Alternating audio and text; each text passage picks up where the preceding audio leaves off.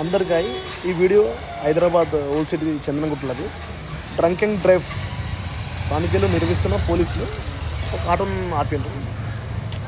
Check చేస్తుంటే ఆ auto కూడా ఏం చేసిండంట, ఆ పాము తీసిండు ఆటో నుంచి, స్నేక్ పాము తీసి ఆ పోలీసులనే బెదిరిస్తుంటాం, మీదకి వస్తుండు. అంటే పోలీసులు అంటే ఈ రెస్పెక్ట్ లేదా, లేకపోతే పోలీసు అంటే చిన్న చూపు అయిందా అందరికి? అసలు పోలీసులు అంటే ఏమనుకుంటారు? ఏం లోన పని అవుతుంది? Police sir CP Sajjanar sir నేను రిక్వెస్ట్ చేస్తున్నాను అందరికీ, ఇట్లాంటి శాతలు చేసేటోళ్ళని తీసుకొని థర్డ్ డిగ్రీ వేసి నెల రోజుల పాటు జైల్లో వేయాలి సార్ ఇట్లాంటి వాళ్ళను. కాకపోతే ఏంటంటే ఇక్కడ చూసి ఒకరు ఇన్స్పైర్ అవుతారు సార్.